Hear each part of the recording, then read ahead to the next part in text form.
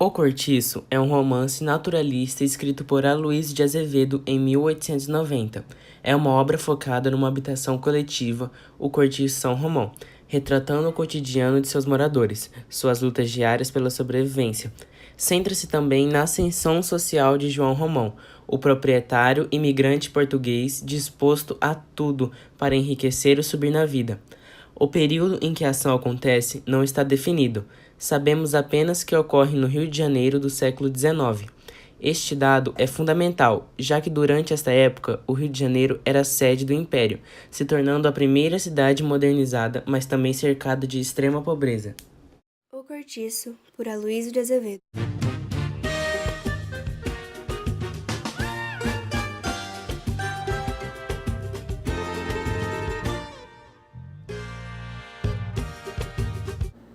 Por 12 anos, o português chamado João Romão foi empregado de um vendeiro que enriqueceu em uma taverna nos reflores do bairro do Botafogo.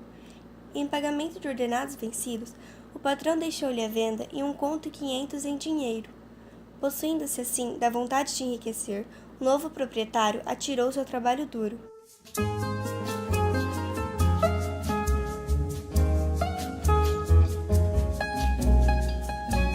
Crioula escrava de um velho cego, amigada com um português, quitandeira e vizinha de João Romão. Tinha um carrinho de mão e fazia fretes pela cidade.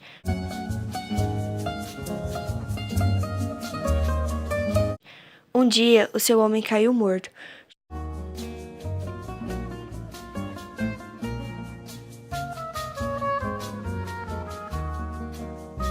Bertoleza o escolheu como confidente. Contou-lhe sobre as dificuldades em sua vida e, em segredo, disse quanto tinha juntado para sua liberdade. Assim, pedindo ao vendeiro que guardasse suas economias. João Romão propôs que morassem juntos, e Bertoleza concordou, pois procurava um homem em uma raça superior à sua. Com as economias da amiga, ele levantou uma casinha de 2 portas, sendo esta, com a parte da frente destinada à quitanda, e a parte do fundo destinada a um dormitório.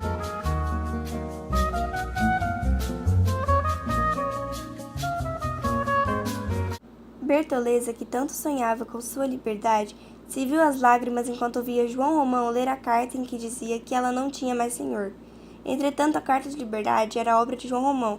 O senhor de Bertoleza pensava que sua escrava havia fugido para a Bahia. Depois de 1 ano de liberdade da crioula, João Romão logo construiu 3 casinhas, e junto com a amiga furtava a pedreira e os materiais das casas em obra que havia por perto. Ao lado da pedreira havia um sobrado, que tinha sido comprado por um negociante português chamado Miranda. Miranda tinha uma mulher chamada Estela e uma filha chamada Zumira, e estava de mudança pela necessidade de afastar Estela dos caixeiros. Com o nascimento de Zumira, a situação só piorou. Miranda a detestava, pois tinha dúvida de ser ou não seu pai. Miranda desejava aumentar seu quintal e logo foi negociar com Romão. Ele logo recusou o pedido de Miranda, que pedia ao menos 10 braças de seu quintal. Travou-se assim uma briga entre os 2 portugueses. Um queria aumentar o seu quintal e o outro aumentar os seus bens. Todo o bairro crescia. Surgiam chalés, fábricas de massas e velas, criaram-se armazéns para depósitos e várias outras tavernas, mas nenhuma fazia tanto sucesso quanto a de Romão, que considerava-se o melhor.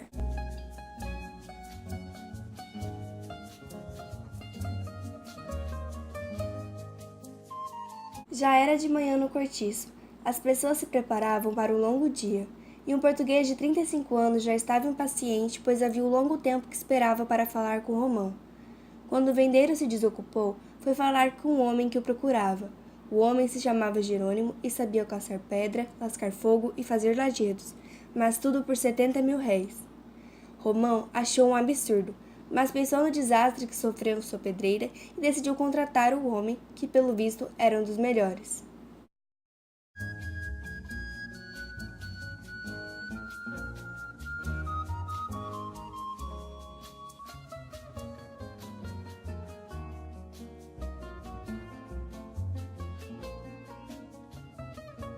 Logo no dia seguinte, Jerônimo, sua mulher e sua filha se mudaram para um dos cômodos no cortiço. Após 2 bons meses de trabalho, João Romão se dispôs a aumentar o salário de Jerônimo, aumentar os seus 70 mil réis, para que assim pudesse mantê-lo em sua companhia, pois o mesmo realmente era bom em seu serviço. Jerônimo era muito prestigiado pelos moradores. Todos o desejavam como patrão.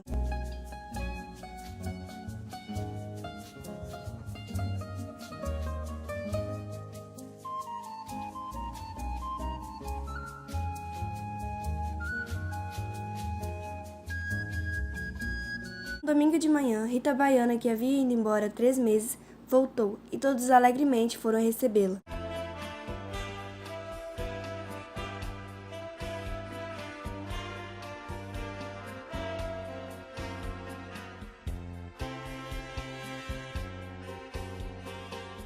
Com sua volta, Rita Baiana logo tratou de fazer uma festa em seu cômodo. No mesmo dia e no mesmo horário, outro morador ia dar um jantar, e em ambas as festas faziam um barulho enorme com risadas, conversas e brindes. Logo depois, em outras casinhas já se ouvia o barulho de outros jantares. Entretanto, o assunto principal foi a família de Miranda, o qual apareceu furioso à janela e ameaçou chamar a polícia, mas sua família o acalmou. A noite estava acabando, e grupos de pessoas se reuniam em frente às suas casas apenas para conversarem. Comentaram sobre Dona Estela ter agarrado um estudante que vivia em sua casa, e disseram também que sua filha estava indo pelo mesmo caminho, já que estava de namorico de janela com um estudante. A conversa foi interrompida pela música baiana e logo as mulheres começaram a dançar, mas ninguém esperava os movimentos de Rita Baiana.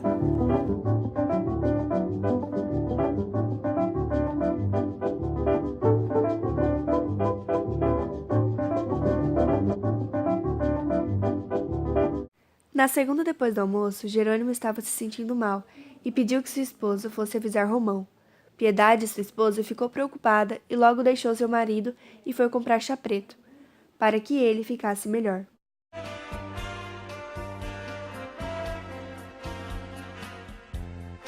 Jerônimo estava tentando dormir quando Rita Baiana entrou dizendo que lhe prepararia café com Paraty e prometeu que ele logo ficaria melhor. Ele nem precisou tomar café, pois só com a visita da mulher já parecia ter melhorado.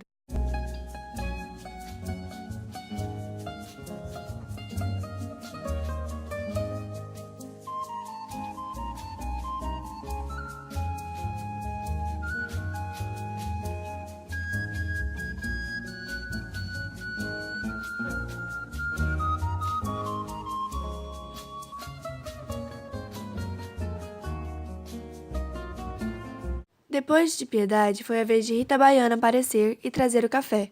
A mulher de Jerônimo assistia tudo com um sorriso mínimo, mas estava ressentida com aquela invasão da estranha pelo seu marido.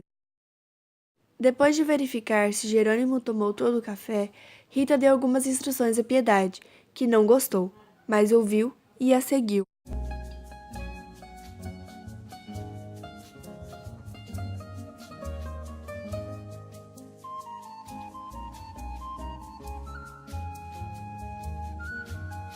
Depois de um tempo, Rita voltou para ver se Jerônimo havia melhorado, e como resposta, Jerônimo a segurou pela cintura. Rita percebeu suas intenções.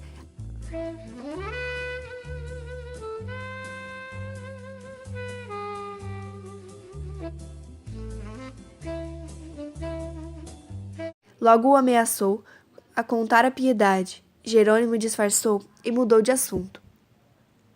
Passaram-se 2 semanas e Jerônimo já havia se abrasileirado, enquanto sua mulher, que se sentia triste com as mudanças de seu marido, cedia pouco a pouco.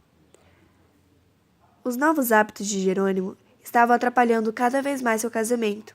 Ele já não gostava mais da comida de sua esposa, não dava mais atenção a ela e até reclamava de seu cheiro.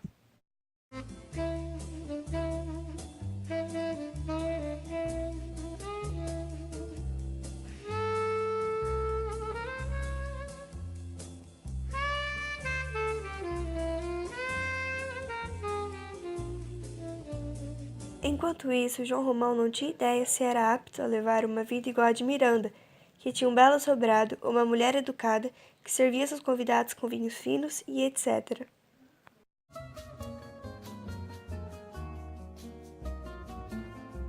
Afinal, ele tinha os pés deformados, nunca usou sapatos de baile e dificilmente não dizia barbaridades quando conversava. Enquanto Romão perdia-se em pensamentos, Jerônimo e o marido de Rita Baiana estavam brigando pela mulher. Todos achavam que Jerônimo ia vencer a briga, pois estava com um pau e atacava mais que o outro. Mas a vitória foi todinha do brasileiro. Como todas as pessoas estavam de olho na briga, nem perceberam que em uma das casas estava pegando fogo. João Romão aumentou o aluguel de todas as casinhas. A polícia interrogou todos os moradores por um dia inteiro, mas nenhum fora capaz de indicar o criminoso. Em uma das casas do bairro morava Dona Isabel com sua filha de 18 anos, que se chamava Pombinha.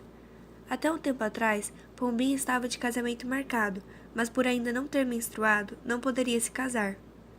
No dia seguinte do incêndio, Pombinha não parava de pensar no passeio que teve na noite anterior.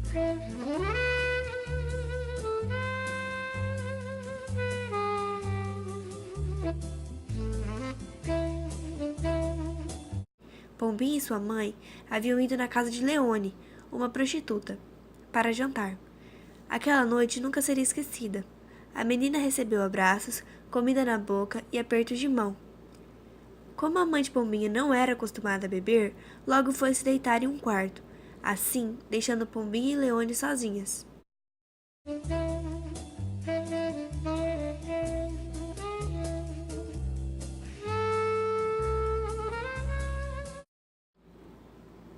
Leone contou à garota o quanto a queria, e enchendo-a de beijos, tirou toda a sua roupa. Pensando nisso, Pombinha foi até o bosque e deitou-se na grama. Fechando os olhos, tentou esquecer o que havia feito com a mulher. Quando acordou, viu que sua roupa estava manchada de vermelho e correu de volta para contar a novidade para sua mãe.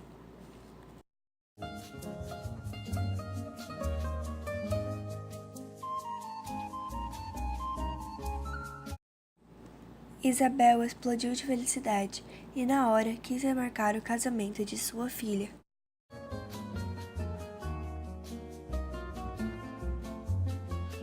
Três meses depois de Miranda receber seu título de barão, João Romão mudou completamente. Agora, o vendeiro usava boas roupas e bons sapatos, fazia aula de dança, frequentava o teatro e começou a tomar vinhos finos. Agora, tinha amizade com Miranda e outros homens como ele.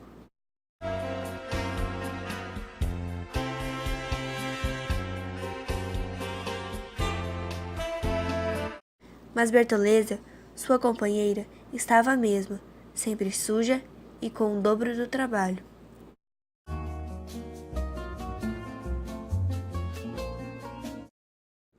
Em uma das conversas com seus novos amigos, Romão pediu ajuda para tentar um namoro com a filha de Miranda, Zulmira.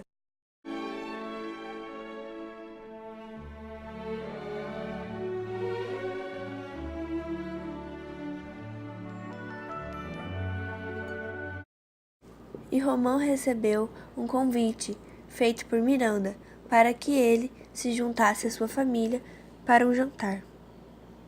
Romão estava muito perturbado pensando na filha de Miranda e viu que seu namoro com ela apenas seria possível se Bertoleza não estivesse mais em seu caminho. Mas ele não sabia como se livrar dela e pensava que isso só seria possível se ela morresse.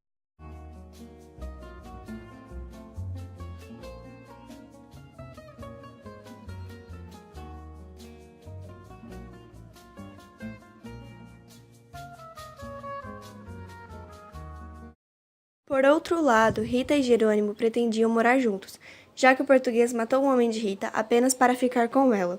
E mais 3 meses depois, ocorreu um grande incêndio no cortiço e vários cômodos foram prejudicados. Mais dias depois, João e Romão já estavam construindo e reconstruindo mais cômodos.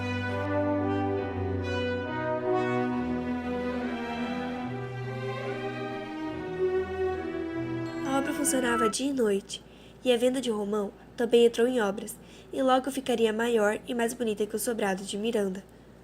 Já no fim das obras, Bertoleza, que agora não passava de uma simples amiga e escrava para Romão, ouviu uma conversa dele em que dizia que iria se casar com Zulmira, filha de Miranda. Bertoleza não aceitou que seria trocada, pois tinha direito de desfrutar de tudo que haviam ganhado juntos.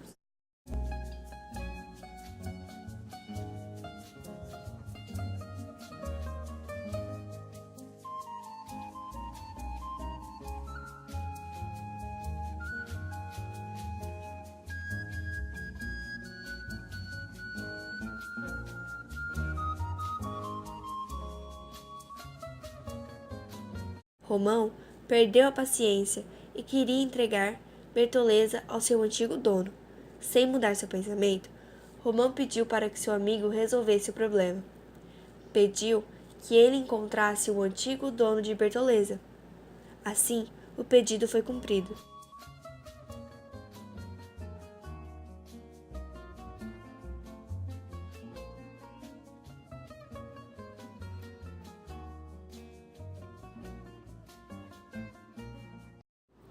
Dias depois, a polícia e o antigo dono foram ao cortiço à procura da escrava e a encontraram escamando peixe no armazém. Bertoleza, que estava sentada no chão com uma faca na mão, tentou escapar, mas foi impedida. Assim, vendo que voltaria à escravidão, não pensou duas vezes e enfiou a faca em si mesma de um lado do ventre ao outro.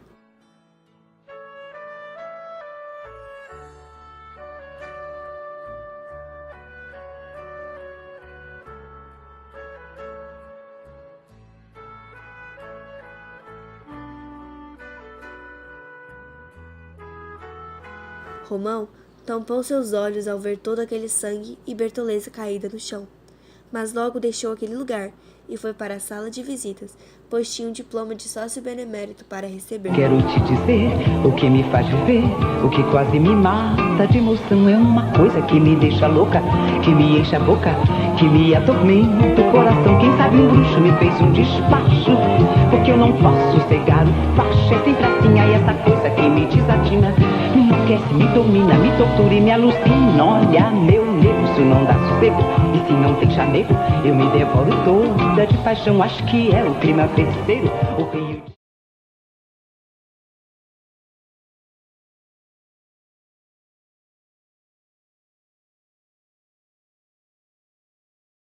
O nosso trabalho é sobre O Cortiço, que é uma obra naturalista escrita por Luís de Azevedo, publicada no ano de 1890. Retrata a vida dos cariocas que moravam no Cortiço no final do século XIX.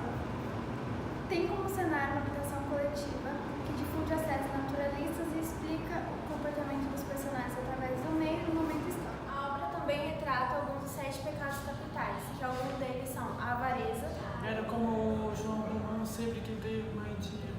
a ira Era como uma briga entre o Jerônimo e o Óvio. e o adultério. Era como o Jerônimo estava em cima da Rita Baiana. Para o nosso vídeo não ficar muito longo, nós tivemos que retirar algumas cenas, como por exemplo, a parte que a menina teve que sair do cortiço porque ela engravidou e o João Romão não quis bancar o filho dela. Então, gente, como vocês já sabem, o nosso vídeo ficou meio diferenciado porque a gente achou que ia ficar mais didático para as pessoas entenderem na hora de assistir. E porque também os demais grupos fizeram teatro, então a gente queria fazer uma coisa mais diferente. Então, como ela disse, para o nosso trabalho ficar diferenciado, nós imprimimos, colocamos no quadro e gravamos pequenas cenas em vídeo e colocamos tudo junto com pequenas falas escritas no quadro. E de fundo colocamos a narração para realmente explicar a história. E agora a gente vai resolver uma questão de universidade sobre a obra. Esta questão da Universidade Unilavras diz o seguinte: com relação à obra O Cortiço de Aloysio de Azevedo, 1. É uma obra que pertence ao naturalismo brasileiro. Esta alternativa está correta. 2. Como uma obra naturalista, faz a abordagem patológica do homem. Está correta, pois Aloysio de Azevedo descrevia os personagens além do seu físico. 3. Por ser escrita no século XIX, é uma obra romântica. Esta alternativa está errada, pois mesmo sendo do século XIX, não se encaixa em uma obra romântica, e sim naturalista. A resposta correta, então, é a letra D.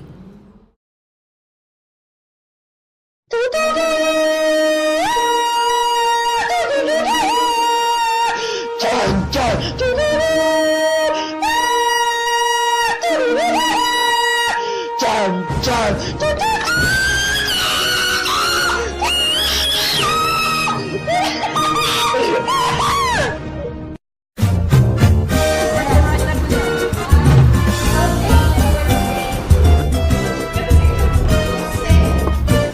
pra cá.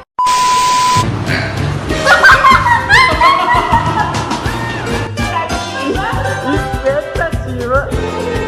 Cadê? Realidade. Que porra é essa, Poliana? Não, que porra você fez, velho?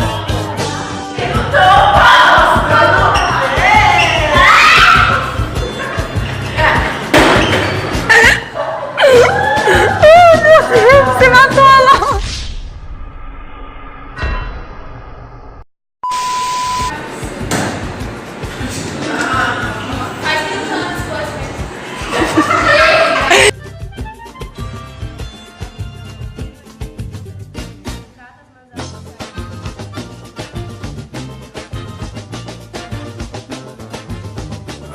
Não vai dar não. Ai, não vai saber! Não.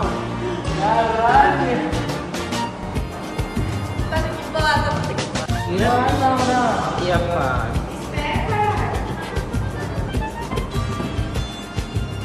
Faz a posição normal. Eu vou botando, eu vou carregando. Alguém diz glória. Será que ficou Já olhou pra alguém e pensou o que passa na cabeça dela?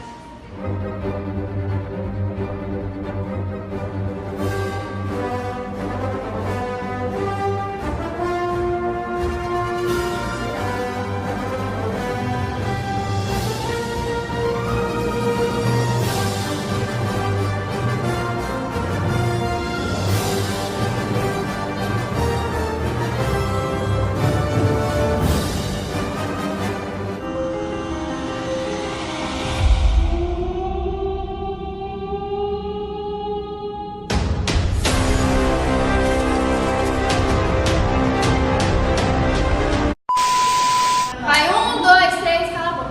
O nosso trabalho é sobre o cortiço. O nosso trabalho é sobre o cortiço.